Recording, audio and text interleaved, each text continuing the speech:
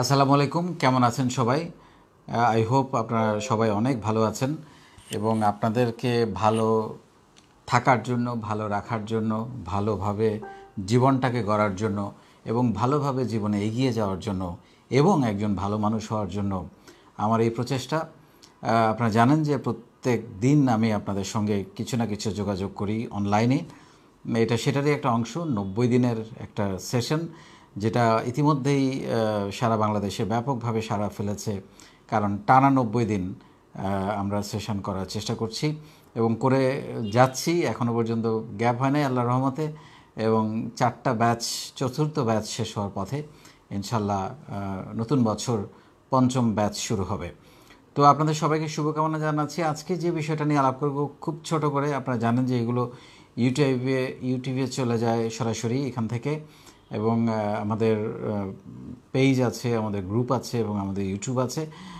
ইউটিউবে দেওয়ার জন্য মূলত ছোট করে এই ভিডিওটা করা হচ্ছে। আজকে যেটা নিয়ে আমরা আলাপ করব সেটা হচ্ছে যে রাগ এবং জেদ। রাগটা আসলে হয় অন্যের সাথে, আর যেটা জিদ সেটা হয় নিজের সাথে। এবং একটা কথা তো আছেই, সেটা হচ্ছে যে রেগে গেলেন তো হেরে গেলেন। আমাদেরকে অনেক সময় রাগ, আমাদের যে রাগ তৈরি হয়, এই রাগ আমাদেরকে অনেক সময় অনেক অসফল করে ফেলে, অনেক ক্ষতিগ্রস্ত করে ফেলে। সো সেই মানুষটা সবচাইতে বেশি জীবনে ভালো থাকবেন বা সফলতার জন্য সিদ্ধান্ত নিতে পারবেন যিনি রাগটা নিয়ন্ত্রণ করতে পারেন। কারণ এই রাগ করে আপনি একজনকে একটা কথা বলে ফেললেন, মানে এইগুলা রিলেশনশিপের ক্ষেত্রেও খুবই গুরুত্বপূর্ণ। রিলেশনশিপে ডিস্টার্ব হলে আপনি কাজ করতে পারবেন না। সো এটা একেবারেই সম্পর্কিত। সো আমরা যেটা চেষ্টা করব সেটা হচ্ছে যে রাগটাকে যতটা নিয়ন্ত্রণ করা যায়, এবং রাগ নিয়ন্ত্রণ করার আমার কাছে একটা পদ্ধতি খুব কার্যকর মনে হয়। সেটা হচ্ছে যে সঙ্গে সঙ্গে রিয়্যাক্ট না করা। এতে কিন্তু আপনি অনেক কিছু থেকে বেঁচে যাবেন। কারণ আপনি একটা কথা যদি বলে ফেলেন, আপনার পার্টনারের সাথে হতে পারে, আপনার কলিগের সাথে হতে পারে, আপনার পরিবারের বাবা মার সাথে হতে পারে, আপনার বউ বা প্রেমিকার সাথে হতে পারে, আপনার সন্তানের সাথে হতে পারে, যার সাথেই আপনি একটা কথা বলে ফেললে সেটা কিন্তু আর ফেরত নেওয়া যাবে না। এবং তারপরেও এমন না যে একদম সব কিছু মেপে মেপে আপনি ফর্মুলা দিয়ে দিলেন আর সেরকমভাবে মুখ থেকে কথা বের হলো। এটা তো সম্ভব না। আমরা হিউম্যান বিং, আমরা রাগ করি, আমরা মন খারাপ করি। তবে এইটা খুব ভালো যে রাগটা যদি দ্রুত, আপনি রাগ করে কিছু বলে ফেললেন, সেটা খুব দ্রুত রিপেন্ট করে আপনি দুঃখ পেয়ে, কষ্ট পেয়ে সরি বলে ফেলা, এটা হবেই। কিন্তু অনেকে রাগ নিয়ন্ত্রণ করতে পারে না। তখন যে সর্বনাশটা হয় সেটা হচ্ছে, আমি অনেক সফল ব্যবসায়ীকে দেখেছি একেবারে বিজনেস তুঙ্গে, মানে ব্যাপক রেভিনিউ, আরামায়েশে আছেন, খুব ভালো আছেন, কিন্তু রাগ করে দুই বন্ধুর সাথে বা পার্টনারের সাথে রাগ করে ব্যবসাটা ভেঙে দিয়ে একদম সর্বশান্ত, পরে গাড়ি বিক্রি, বাড়ি বিক্রি, মানে যাচ্ছাতে অবস্থা। সেই জন্য আমি বলবো যে বিশেষ করে যারা উদ্যোক্তা হতে চান বা যারা জীবনে ভালো মানুষ হতে চান, রাগটাকে নিয়ন্ত্রণ করতে হবে, এটার কোনো বিকল্প নেই। আপনি জিদ করবেন, আপনি জিদ করে কোনো কিছু শিখে ফেলবেন। আমার জীবনে অনেক জিদ আমাকে অনেক কিছু দিয়েছে, অনেক কিছু ছোট ছোট অনেক জিনিসে এগিয়ে রেখেছে। জিদ করার কারণে আমি জিদ করেছি, আমি এটা করব।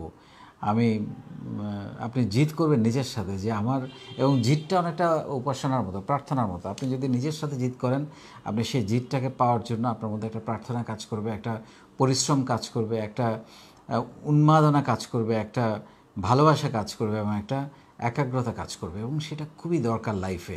আপনি যদি জিদ করেন যে আমাকে সফল হতেই হবে, আমাকে একজন ভালো মানুষ হতে হবে, আমি অনেক বড় একটা কোম্পানির সিইও হব, আমি একজন বড় উদ্যোক্তা হব, সমাজের জন্য কিছু একটা করব, দেশের জন্য কিছু একটা করব, এই জিদটা থাকা খুব জরুরি। আমি জিদ করলাম যে আমাকে কেউ খারাপ বলতে পারবে না, এই জিদটাও কিন্তু খুব ইম্পর্ট্যান্ট। যে আমি, হ্যাঁ, তারপরে এটা সম্ভব না, কিন্তু যেটা আপনারা করতে পারেন সেটা হচ্ছে যে এই রাগটাকে একটু দূরে রেখে জিদটাকে, আপনার নিজের সাথে জিদটাকে করতে হবে। আমি দুঃখিত, কারেন্ট চলে গেছে, বাট যেহেতু লাইভ আমি বন্ধ করলাম না। সেই জন্য আমি যেটা বলছি যে আপনি উদ্যোক্তা হন, আপনি একজন বড় ব্যবসায়ী হন, আপনি একজন সফল কর্মী হন, আপনি একজন যাই কিছু হতে চান না কেন, একজন ভালো আদর্শ বাবা হন, যাই হন না কেন, রাগটাকে নিয়ন্ত্রণ করতে হবে এবং জিদ করতে হবে নিজের সাথে যে আমি এটা করে ছাড়বো। কারণ আপনি উদ্যোক্তা হবেন, এটা কিন্তু একটা ইচ্ছে এবং সেই জিদ এবং সেটার পিছনে লেগে থাকা। তাই না?